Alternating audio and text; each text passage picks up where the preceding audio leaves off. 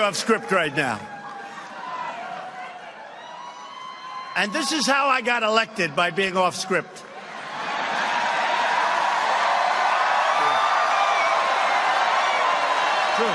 And if we don't go off script, our country's in big trouble, folks, because we have to get it back. And when I look at what's happening on the other side, I encourage it. I say, no, I think the New Green Deal, or whatever the hell they call it,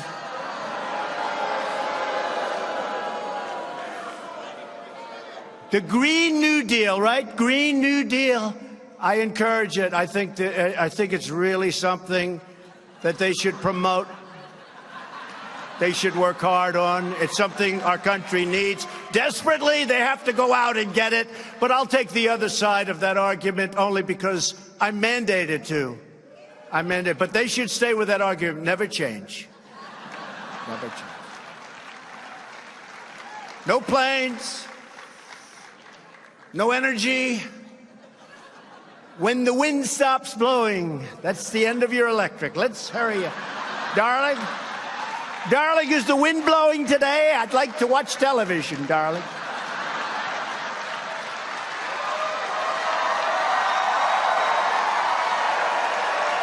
And all of a sudden, they're trying to take you out with okay?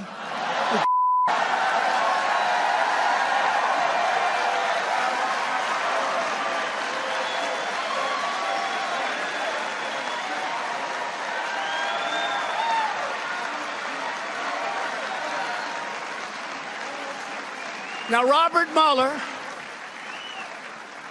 never received a vote, and neither did the person that appointed him.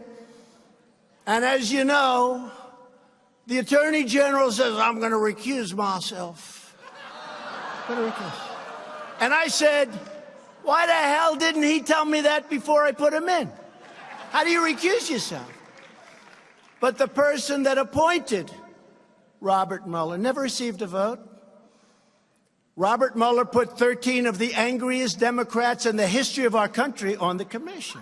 What we've done together has never been done in the history, maybe of beyond our country, maybe in the history of the world. They came from the mountains and the valleys and the cities. They came from all over. And what we did in 2016, the election, we call it, with a capital E, it's never been done before, and we're going to do it, I think, again in 2020, and the numbers are going to be even bigger.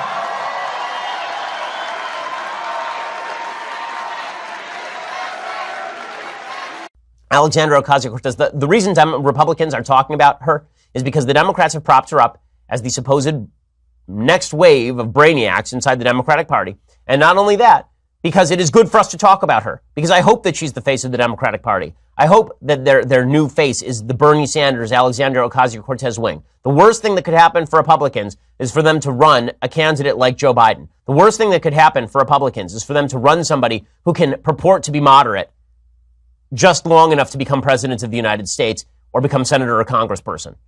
I'm hoping the Democrats make a big boo-boo here, and they are so blasted out of their mind by Trump's presidency that they move to make Alexandria Ocasio-Cortez their darling.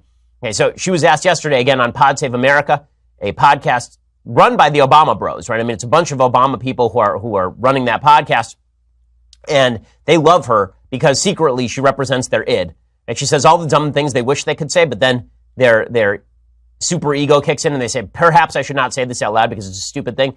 She doesn't have any brain-to-mouth filter when it comes to this stuff. So she was asked specifically about how she was going to pay for all of her plans. It did not go well. You know, they say, how are you going to pay for it? As though they haven't used these same ways to pay for unlimited wars, to pay for trillion-dollar tax cuts and tax cut extensions. They use these mechanisms to pay for these things all the time. They only want to know, it just seems like their pockets are only empty when we're talking about education and investing in human capital in the United States, education, healthcare, housing, and investing in the middle class. All of a sudden, you know, there's nothing left. All of a sudden, the wealthiest nation in the world we're just totally scarce. And we have complete scarcity when it comes to the things that are most important. Okay, so I do love the fact, and the original question here was, how do you pay for things? And her answer is, nobody pays for things. Thank you, Alexandria Ocasio-Cortez, for that brilliant exposition on the debt and deficit in the United States. By the way, when she says things like, the only thing we invest in is tax cuts and wars, that's all we invest in. This year, we will spend $4.3 trillion. The federal government will spend $4.3 trillion this year. What percentage of that goes to the military? Any guesses? Any guesses in the room? Any guesses? What percentage of that $4.3 trillion goes to the American military establishment, including the vets? How much of that? Senya, you got a guess? What percent? Okay, Senya says 60 goes to the military. Jess, any guesses on what percentage of the American federal budget goes to the military? Jess? 30. Okay. The answer is 16% of the federal budget goes to the American military. The remainder goes to all of the supposed priorities that we are supposedly ignoring, according to Alexandria Ocasio-Cortez. 62% of the entire federal budget goes to mandatory spending under Social Security, Medicare, and Medicaid. The vast majority goes to social welfare programs that Alexandria Ocasio-Cortez says we are spending too little money on. The fact is, the amount of money that we spend per capita in the United States on social welfare programs is actually almost on par with that of the European countries and actually surpasses some of the European countries. And we are spending a buttload of money on all of these priorities that she says we are not spending money on. It's just a lie that we're spending it all on quote-unquote tax cuts. First of all, that's not an expenditure. That's me keeping my own money. And then when she says we're not investing in the middle class, understand that when she says that we're supposed to invest in the middle class, what she means is we're supposed to tax the living hell out of everyone who makes more than 30 grand in the United States, and then we'll pass it back to the people at the lower end of the income spectrum for investments in garbage government programs that do not result in higher productivity, higher wages, or higher employment. That is her actual plan. I would love, when people say, would you debate her? I would love to debate her because I have one question for her. Name an industry you would not nationalize. Which ones should the government not run and why? Right, can she name any of them? I have serious doubts. She says she wants to abolish the profit motive. Okay, well then she's going to have to explain how she abolishes the profit motive without abolishing private industry. Or would she just abolish it? Or why does the Democratic Party think this is a good idea? By the way, when she says that we are, we haven't worried about spending in the past, yes, that's a problem. I'm old enough to remember when Republicans thought it was a problem. I guess now we don't worry about that so much because President Trump's president, so we're supposed to ignore the fact there's a $21 trillion national debt. But that sucker is going to come due. Social Security will be bankrupt in the next decade. Medicare will be bankrupt a decade after that. Okay, these programs are not going to be around. Or if they are around, they're going to require massive cuts or massive taxes. And even so, what I love most is that she says that, we've never had to worry about spending this sort of money before. The kind of money that she's proposing spending is so insane that it makes what we have spent before absolutely obsolete.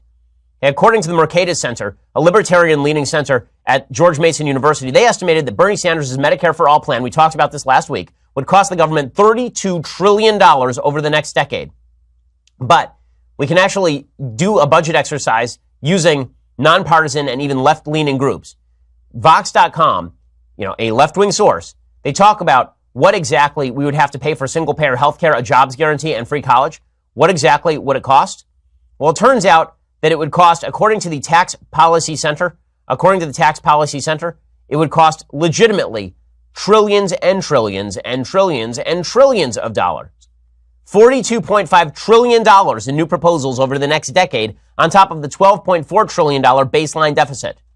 To put this in perspective, according to Vox.com, Washington is currently projected to collect $44 trillion in taxes, in revenues, that's what they call it, over the next decade. Okay, the Republican tax cut, the fiscal Armageddon, will cost less than $2 trillion over the next decade. So we're going to spend $44 trillion, but Alexandria Ocasio-Cortez says the real problem is those tax cuts that quote-unquote cost $2 trillion. What is the 30-year projected tab for these programs that they're talking about? The 30-year projected tab is, I kid you not, $218 trillion on top of an $84 trillion baseline deficit driven by Social Security, Medicare, and the resulting internet costs. Federal spending, which is typically between 18 and 22% of GDP in the United States, would soar past 40% of GDP on its way to 50% of GDP within 3 decades. And she says, oh, well, we've never had to worry about spending before. Well, it turns out if you quadruple the spending, you might have to worry about it a little bit more. If you got a $10,000 credit card debt and then you decide to rack up another $40,000 of credit card debt, maybe you ought to think about whether the original debt was a good idea, but quadrupling it is an even better idea. Okay, we'd be at 60% of GDP by that point. Okay, within 3 decades. State and local government spending would push the total cost of government, according to Sanders and Ocasio-Cortez, all the way to 60% of GDP. 60% of every buck made in the United States would be spent by the federal government, exceeding the current spending level of every single European country. And this is their big idea? This is what they think is going to win them elections? Good luck. Good luck.